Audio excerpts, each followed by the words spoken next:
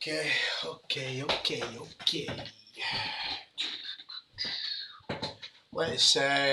Let's get a wee timer on to let people get in. There we go. We've got a wee 2-minute timer on the go here. So 2 minutes. We'll get started. All right. As always, team, when you get in, drop me a wee comment in the comment box. Let me know who's in the chat, who's giving it, who's saying what. All right. Just put a wee message in. Let me know who we're speaking to. All right. What's happening, Martin? You good, mate?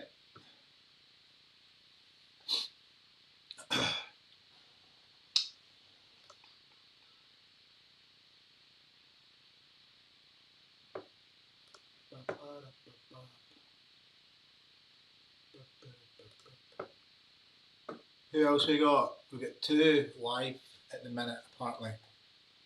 Who else is kicking about before we get started? Ryan, Caitlin, hope you're good.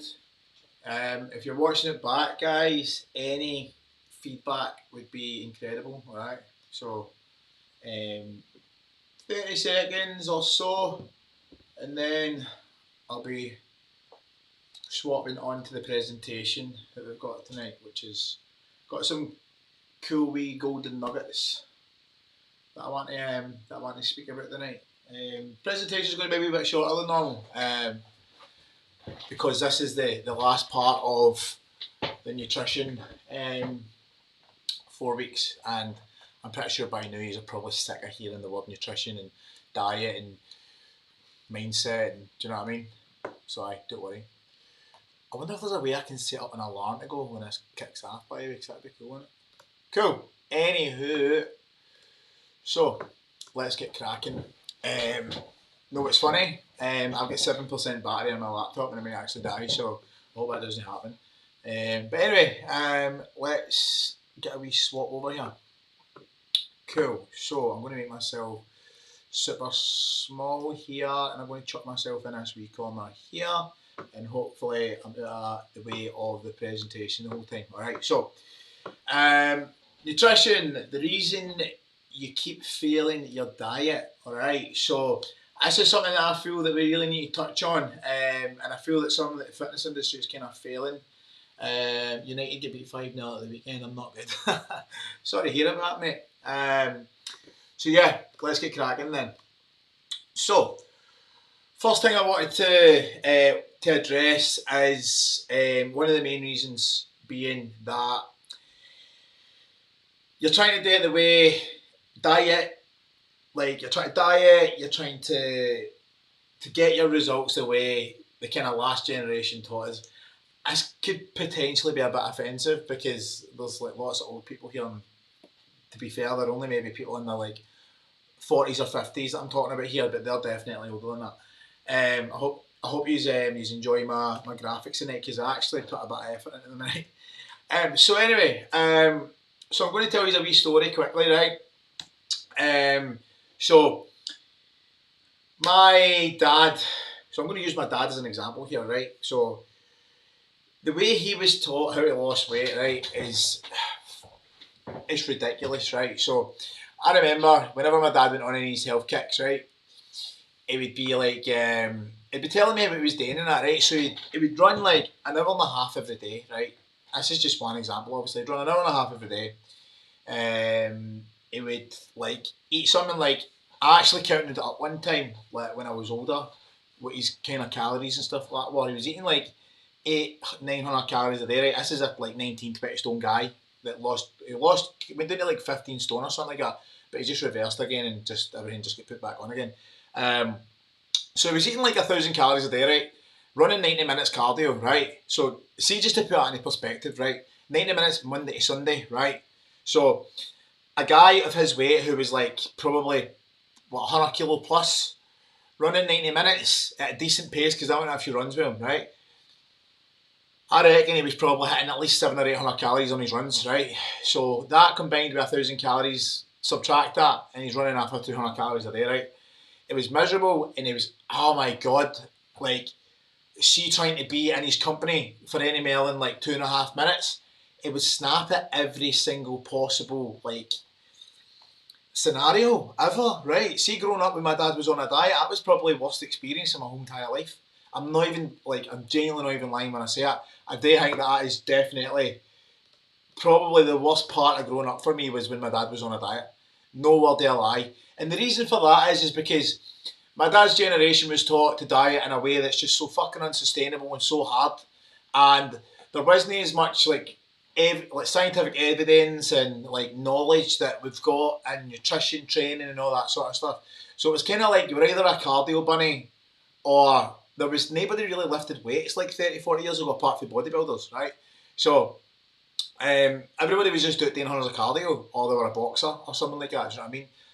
And there wasn't anywhere near as many women in the gym either, or exercise, and hence why the fitness industry at that point was just like males everywhere. There wasn't really any women at all in the fitness industry, like there is nowadays. Do you know what I mean? So,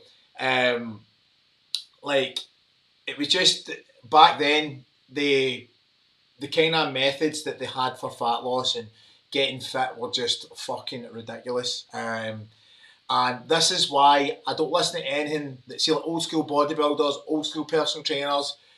I'm just like, they're in this kind of mindset that it's a kind of fixed mindset. That's the correct terminology for it. Where they're in this mindset where they're not willing to kind of be open and try new things, try new stuff. Like try a new trend maybe that might be kicking about that maybe never was kicking about back then. Do you know what I mean? So yeah, that's the first thing. That's one of the main reasons people are failing, right? Because they're listening to what their kind of mum and dad are saying, and they're kind of listening to the older generation who, in my opinion, have kind of they've caused many problems and when it comes to fitness and things like that.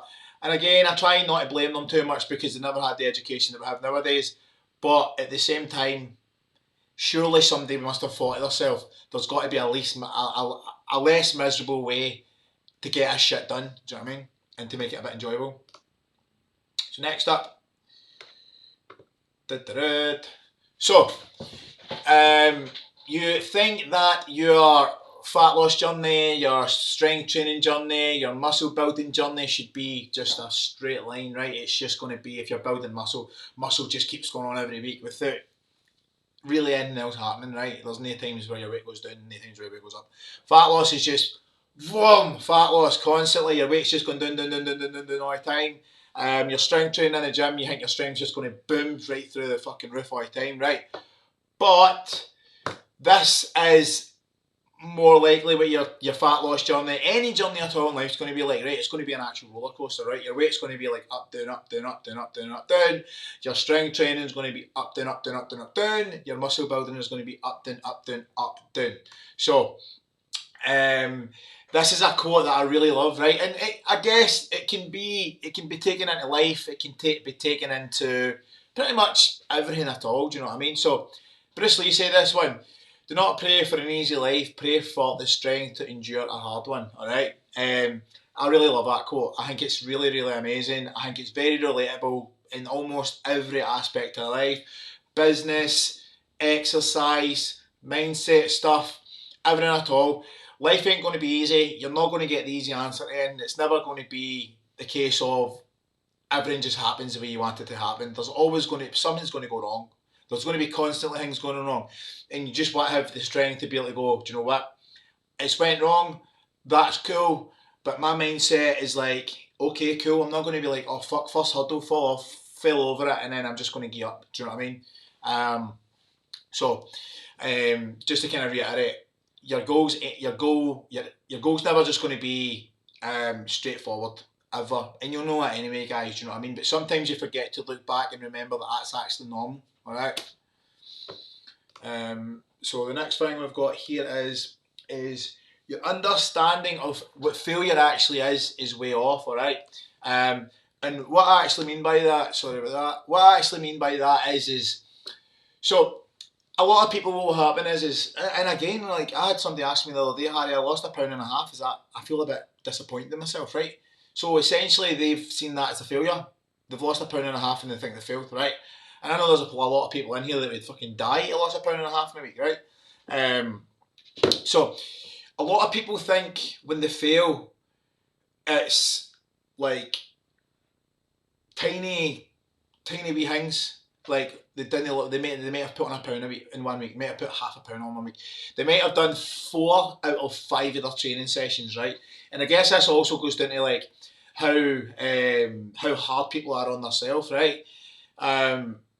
But the only time that I would ever say that failure is a thing is when you actually 100% give up. You give up on yourself and you just decide, nah, that's enough. I've had enough. I've gave up. That's failure. That's when you fail yourself, right? There's going to be times again when you put on weight. There's going to be times where your strength goes down. There's going to be times where you look in your mirror and the mindset and your head is just like, you say to yourself that you feel and you look like shit even though you don't, right? But there's going to be times where you feel like that. There's going to be times where you're down, and this is all part of it. You need to be down to be up. Do you know what I mean? And I think it's important that we remember that stuff. It's important that we remember that failure is only when you finally give up. That is failure. And unless you've given up, you've not failed. Yep, you might have had a wee fucking speed bump along the road to success, right? But giving up completely is what failure is. And again, I'm talking about giving up completely. I'm not talking about when you give up and then you restart again. I'm talking about when you decide that's it, it's enough. I'm not even going to try again ever again. That is what, in my mind, that I would say is failure. All right. Next up, right, and I'm pretty sure you already know what's coming, right, because you've just seen the picture, right. So, if it would load up. So, we've got a bus tyre, right? What do you do in that situation? You take it to the fucking mechanics, you take it to wherever you need to take it to get the tyre blown back up again, right? What you don't do, right, is you don't bust the other 3 tyres, right? Now, this is something that I feel that I like talking about self-sabotage, right? Because a lot of people don't realise, right? A lot of people think self-sabotage only happens when it comes to like fitness-related goals and things like that, right? Now, if you ever think back on like maybe a relationship or whatever you've ever been in, and you've been kind of you've been trying your hardest to look for red flags, and even though there's no signs of a red flag, it's a good relationship, everything's going well, right? But you look and you look and you're looking for all these red flags, right? And you're trying to find a way just to fucking ruin a relationship, right? I think that's one of the most common types of self-sabotage like I hear about and that I see on a daily basis, right? Now, again, when it comes to fitness, you think, okay, maybe I had a slice of cake this week. Do you know what? It was my birthday on Friday. I had a slice of cake, and then I just kept eating. I just ate the whole fucking cake. Do you know what I mean? That we just don't do that. That's self-sabotage, and this is a mindset that's going to ruin your progress. All right, and that doesn't matter whether you want to build muscle, whether you want to lose fat, whether you want to build strength. That's something that's going to eat into your progress, and it's going to be something that ruins your progress. All right, so you need to be thinking about these things. You need to look back at them, and you need to realise that you're doing that. You need to realise the reason behind why you're doing it as well. It's never ever black and white as you're self-sabotaging yourself because of this. But I would honestly say in 99% of circumstances, it's because you don't believe you deserve what you're doing the reverse of. So if you're self-sabotaging your fat loss goals, you feel that you're not worthy of being of losing fat. If you're trying to ruin a relationship, you feel that you're not worthy of being in that relationship. Do you know what I mean? So, and you need to really think about it. You need to really think about why you think that you don't deserve it. And to be honest with you, what you should also think about is what would you advise your best mate? Do you know what I mean? If they were trying to self-sabotage their relationship, if they were trying to self-sabotage their fat loss journey, imagine your friend turned around and went like that, look, I don't know what's going on, but I don't feel worthy of this thing, and I'm self-sabotaging it. or I'm sabotaging it, I guess, what would your advice be to them? You would turn around straight away and go like that, look, you're 100% worthy of this thing that you're trying to achieve, and you 100% deserve it. If you're putting in the hard work, you fucking deserve it, so go out and get it. And again, in any relationship, you should be telling them, look, you're a worthy person, you deserve to be happy in this relationship, so go and get it. Do you know what I mean? So I think it's really important to think, why am I sabotaging this? Because a lot of the time you realise you're doing it, but how many times when you've done it do you sit back and think to yourself, why did I do that? Probably none, to be honest. Otherwise, you would have it wouldn't have reoccurred. Do you know what I mean? So, next up. So this one is one that really, really grinds my gears with people, right? And again, I hope you are absolutely loving my my graphics here, because I think they're absolutely quality, right? You give up too easily when you don't see results, all right? So, I did initially, right? You just give up too easily, right? But I think this is important, that again we look at this as a it's not just fitness, but lifestyle stuff. Like, so I'm going to integrate it into your life and not just fitness, right? So, how many times when you are 1 year of age, right, 6 months, right, do you think you didn't get back up to work? You didn't. You just kept getting back up. You just kept getting back up and kept getting back up until you did it, right? Now, this is something that I think that people should have taken from childhood and adulthood, right? Is that you need to be persistent. If you've got a goal, right, you've got a big goal, you need to be persistent, right? You need to be persistent, and you go, look, this is my goal, and I'm just going to keep doing this until I get it. Let's take into consideration, like, a degree, right? Or let's say maths, right? Maths was something I wasn't really ever good at, right? But what I found was I didn't try hard enough, and I gave up too easily, quite a lot, right? But when I stopped giving up, that's when I started to learn. So, like, fractions was when I was younger, that's what I used to really struggle with, right? And it's because I'd do it once, I wouldn't get it, and I'd be like, nah, I'm not doing it again, because I got frustrated, right? And I just gave up. But then, as I got older, I was like, right, I'm going to do it, and then I'm going to do it again, and I'm going to do it again, and I'm going to do it again, and I'm going to do it again, until my brain picks it up. Now, this is the same thing when it comes to exercise and training and anything like that at all. So let's just take into consideration. So for me, I'll give you a personal example, right? 200 kilogram deadlift. I reckon it was probably above 20 shots it took me to hit that 200 kilo deadlift, right? I tried so hard. It took me more than 20 attempts to get it. But in my head, I was like, I am not giving up until I get it.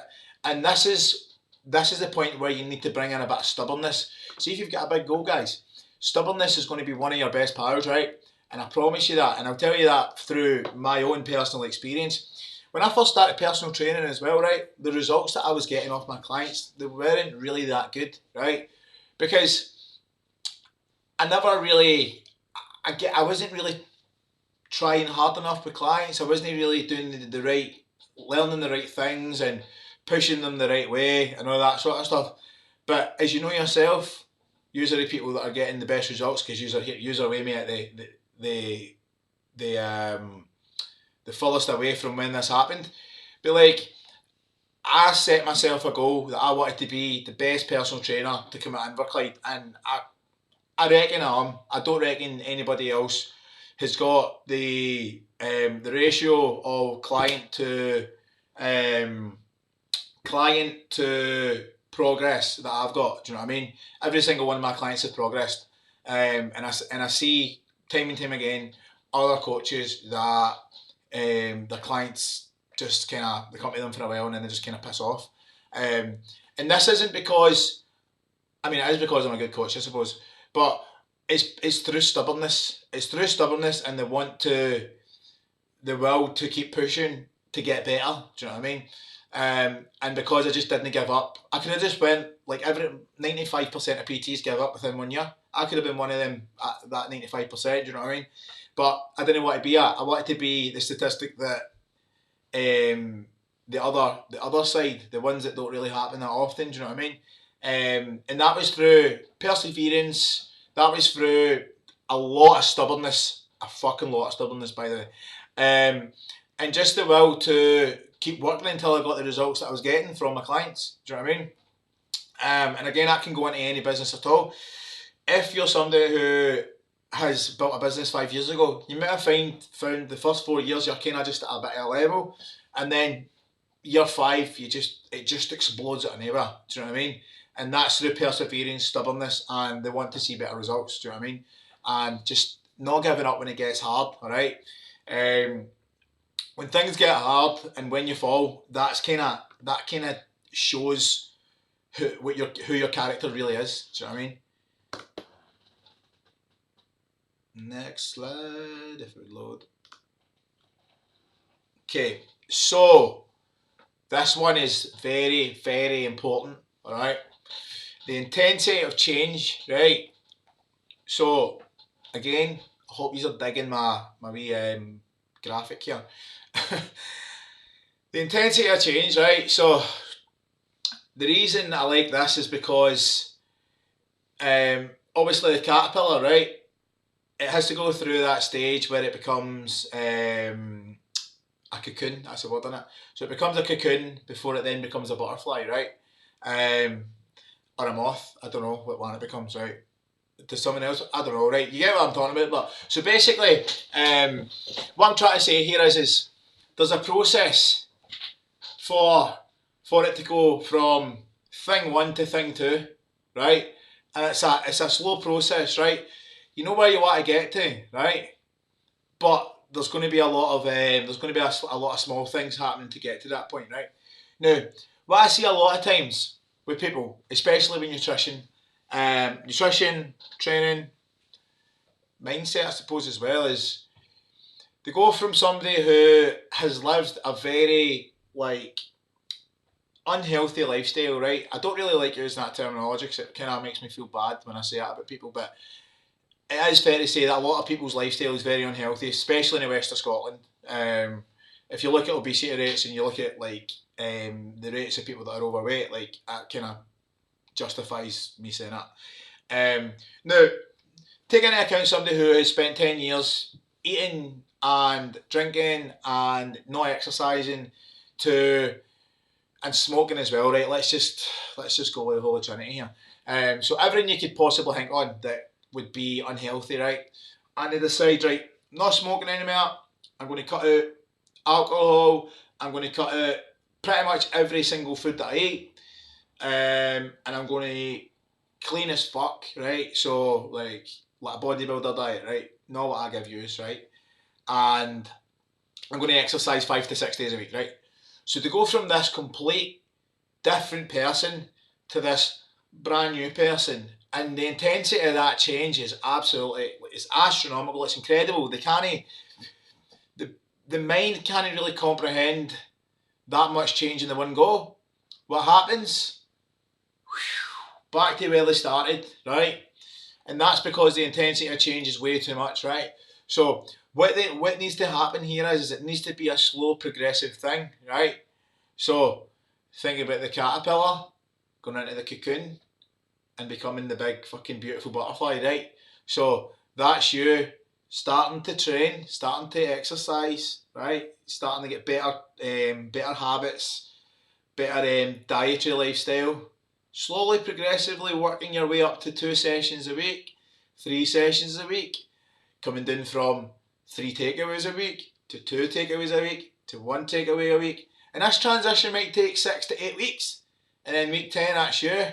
Before you know it, the transition's kind of finalised to a certain degree, and you're this kind of new person in the sense that you exercise and you train and all that sort of stuff. And you think about alcohol as well, right? So you slowly decrease how much you're drinking every week. Think about cigarettes, right? You were smoking 60 a day, right? You went down to 50 a day. 40 a day, 30 a day, 20 a day, right? Then to 10 a day, then to 5 a day, right? And then before you know it, you're only smashing 2 or 3 a day, and then eventually that's you're done. Instead of going from 60 to 0, you'll last about 3 or 4 days, then you'll be back on it again, right? Kind of like people who do keto, but we won't get into it. Next point, getting mad with it is higher up your priority list than the reason you eat well, or the reason that you are trying to eat healthily or be better with your diet and things like that, right? So, I think this is an important one, right? Everybody loves a drink. Everybody loves socialising. And I guess we could probably put in eating out into this as well, right?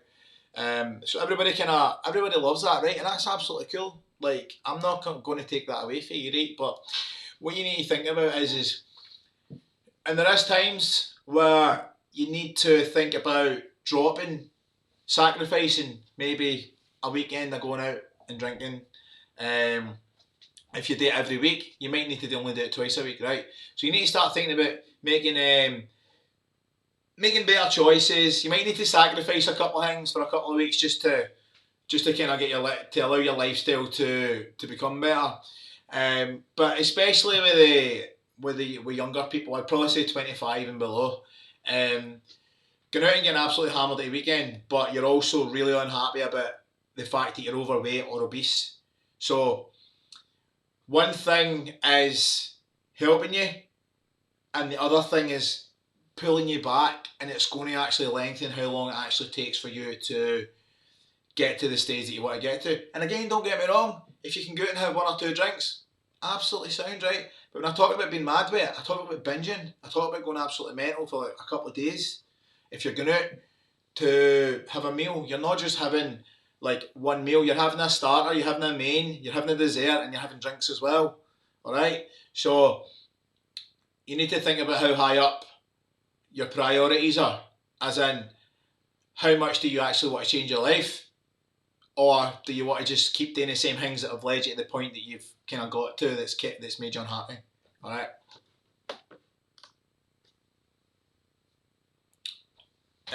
This one I like as well.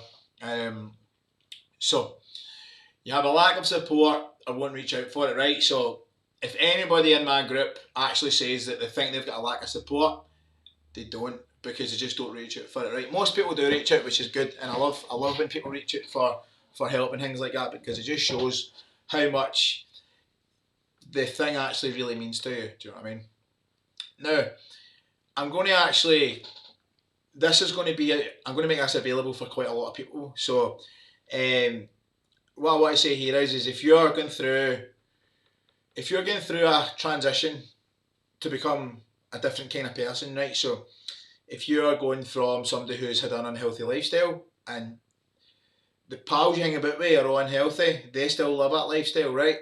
It's going to be really fucking hard to break out of that, right? Trust me when I say this, right? Now, when I first became a personal trainer, right, 2012, 13, I can't remember exactly what year. So, all my pals, they still do it, they still get absolutely smashed every single weekend, sometimes Thursday to Monday. Most of my mates call in sick or get a holiday on a Monday, right? Well, the group that I used to hang about with. They're still lovely people, alright? But when you're in amongst that, it's really hard to get out of it, right? Now, let me just tell you about my transition recently, right? So, I went into, as you know yourself, I became an online coach, and a lot of my energy is put into online coaching and creating the best service I possibly can. So when I first did it, it was just a lot of people going, "Oh, so you just give people diet plans and training plans, and that's all you do, right?" And everybody in this group, you know, like, that is not what I do. My whole thing is about educating you. This is why I do these things, these presentations and things like that, right? Now, I got myself in with a group of there's like 17 or 20. It's between 17 and 20 years, right? All online coaches. Our goals are pretty much quite similar.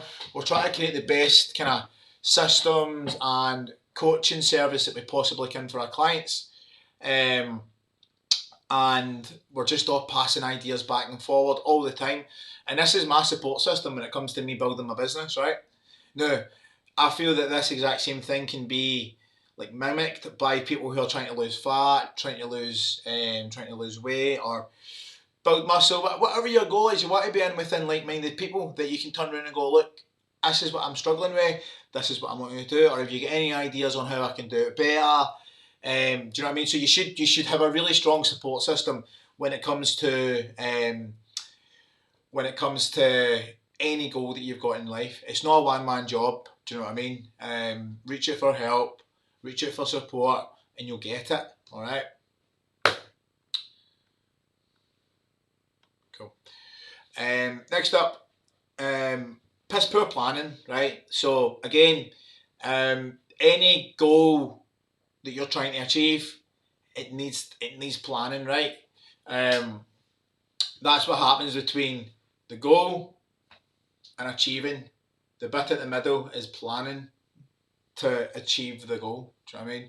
So, and this isn't just talking just like meal prep, right? Because I know a lot of people are probably thinking, oh, he's talking about meal prep, well, this is not that crap, right? You need to actually plan. For instance, if you're not getting coached by myself, right, you need to think about things like how many calories you should be eating, how many meals a day you're going to be eating, what time you're going to eat at, how your nutrition's actually helping you achieve your goal, and then obviously meal prepping as well. So you need to make sure you're planning these things out. And again, I know I'm talking about nutrition, I'm talking about diet here, but you also need to be planning out your exercise in the gym. You need to be planning out your steps. And as well, one of the main things I always say to people is on a Sunday, that should be your day to plan everything out. That should be your day to look into your week and go, here's when I'm working, here's when I'm dropping the kids off at school, here's when I've got to pick them back up again, here's when I'm going to prep my meals, here's when I'm going to exercise, here's when I'm going to get my steps in. So planning is super, super important, and again, piss poor planning is just going to lead to failure. Alright.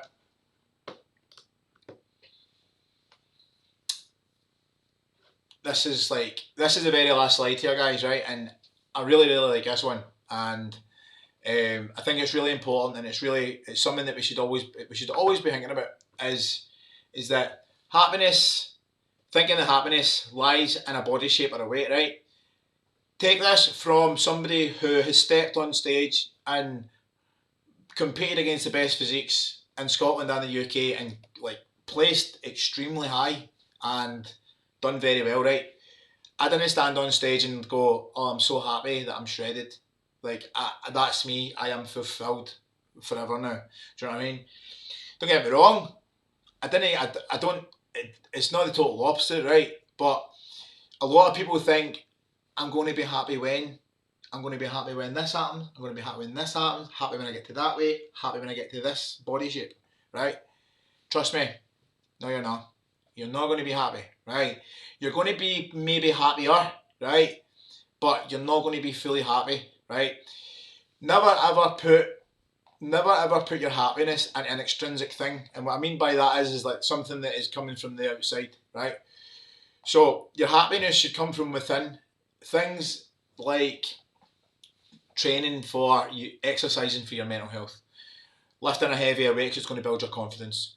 Things like that, rather than thinking I'm doing it for an outside factor. Because if you do it for an outside factor, right away I can tell you it's only ever going to lead to, it's not going to lead to being unhappy, but it's never going to lead to you being fully fulfilled. So trust me when I say that. You're not going to be happy when, do you know what I mean? You're going to be happier, and if you do it in a sustainable, maintainable way, then you will essentially end up happy along the way, but it won't just be the body shape or the weight that makes you feel happy. And one of the worst things is people with that mindset is that when they get to that physique and they go, well, that was a bit of an anticlimax. Do you know what I mean? That's not as good as I thought it was going to be, right? That's what they'll think. And if you think that you're going to be happy when you get to a certain weight, right, or a certain body shape, right, what you also need to remember is that thing can be taken away from you. You could get injured, and you might not be able to train. You might put weight on. You might lose your shape, right? And I always say this. This is something that I always say when it comes to lifestyle stuff as well. And when we're talking about happiness, Never put happiness into a thing or a person, because the thing or the person can always be taken away from you. The thing or the person should be able to bring more happiness to your life, but it won't truly fulfill you and make you fully happy. Alright guys, so that's the end of that talk, and I hope you enjoyed it. But I totally fucked up. It's no end. So anyway, I'm just going to do this last bit anyway, since you have just seen it. So, you don't know your why. Again, this is a really important one, guys. And it's also important to realise that even I make mistakes, right? So you don't know your why, right? So a lot of the sometimes I get annoyed when I hear this on Instagram and Facebook and social media when people say you don't know your why, right? Or what's your why, right? Because I think it's one of them things that is subjective when people ask that question, right? Because sometimes there might not actually be a why, right? But one of the things, let me just make this bigger again. One of the things I always ask, one of the things I always ask when I'm doing my consultation calls with people, I say, what is losing? So most of the time it's fat loss or whatever the goal is. I'll say, what is getting to the fat loss stage that you're trying to get to, or getting strong, or blah blah blah. What's it going to actually do for you? Why do you want to do it? Right? And I always ask that is kind of the one of the first 2 or 3 questions is, why do you want to lose fat, or why do you want to get stronger, or why do you want to build muscle? What is the actual reasoning behind it, right? And a lot of the time people don't actually know, right? And one of the things I always find from people is that they don't realise that what's going to happen when they become confident, right?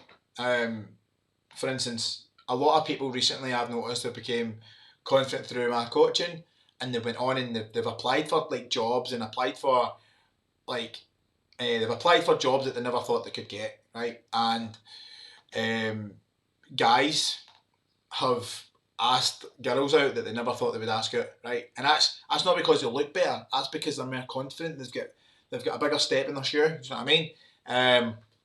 So one of the things you should always ask yourself when you're doing anything in life, why am I doing this? What is the purpose for me to do this? Don't just do things just for the sake of doing it. Have a purpose behind why you're doing stuff, why you're dieting, why you're training, why you're exercising, why you're getting stronger. Alright? Always have a purpose. But yeah, that's the end of it this time. Oh, I can't believe I fucked it. Right, cool. Couple of questions, guys. Let me just grab up my notes in my phone for you. So, where are we?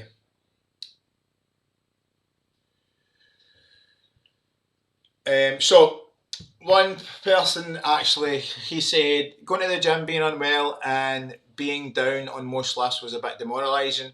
Not being able to do the same weight as before. Now, as you know, guys, I'm a massive believer of just taking time off when it comes to being not well. Just take your time off. Don't punish yourself, right? Going to the gym feeling not well is probably the worst thing you could do. Your strength's going to be down, and mentally you're just going to feel shit because you've been in and you've tried to train and then you're going to lift less weight. So don't go in and make yourself feel like that. It's not worth it.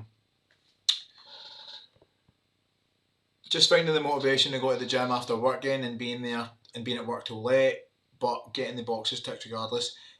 So again, what I would say there is I would look at how did the training session actually go, and I would then look at, was it good, was it bad? It was bad. So what I'd probably do is I'd probably look at going to the gym before I go to work, see how it is then. Did you train harder? Did you feel better? Did you recover better? Then make that your new time to train. If not, then just train after work. Over the last couple of weeks, I've struggled to put any weight / reps up in my workout, and this week I had lower on some. Realise it may be because I'm not feeling great this week, but I was fine last week. Could it be because my calories have dropped? So there's 2 things that could have happened here, right? Laura asked me that. So one, it could be that she was not well last week and she might just have a bit of a knock-on effect. But at the same time, Laura's calories, I dropped her down by 200 calories last week, and I also increased her cardio as well. So chances are it's probably because of the drop in calories and cardio. We're starting to dig a wee bit because we want to get a good bit of fat off her before we start her bulk, where we're going to increase our calories and look at building muscle. Is there anything you've noticed from people you used to coach, like things you notice people tend to slip back into quickly, or tips for staying accountable to yourself when you're not doing a check-in with you each week? So, Ryan, thanks for that question. That's a good question. So basically, what Ryan's asking here is once I'm no longer coaching you anymore, is there things that you should be looking out for? Now, a lot of people do come back to me, right? But the first thing I notice is the people who always come back to me, right, are the people who think, right, I've been training with Harry for 12 weeks now, I'm going to have a couple of weeks break, right? Why do you need a break? That's the question I always ask people, right? Why do you need a break? Why do you need a break for fitness? Right? I get it over Christmas taking a week off, right? And even at that, like, that's a push, do you know what I mean? Because I'm thinking mental health, feeling good, not exercising to lose fat or to lose weight or any of that sort of stuff, just exercising because it makes you feel good, right? Why do you need a week off of feeling good? Does that make sense? I hope it does, because there's so many people that are in that kind of same boat where they'll take a week, 2 weeks, 3 weeks, 4 weeks. I mean, especially people who've only been training for 4 months and they've not been training all their life. Like, you don't need that time off. And then the thing, what happens is the biggest problem here is the routine changes, right? And you all know, guys, how hard it is to first get into that routine of training and exercising and dieting and eating good and all those sort of things, right? How hard it is to get into that, right? Now, imagine trying to do that all over again, right? Do you think you'd have the energy to do that again?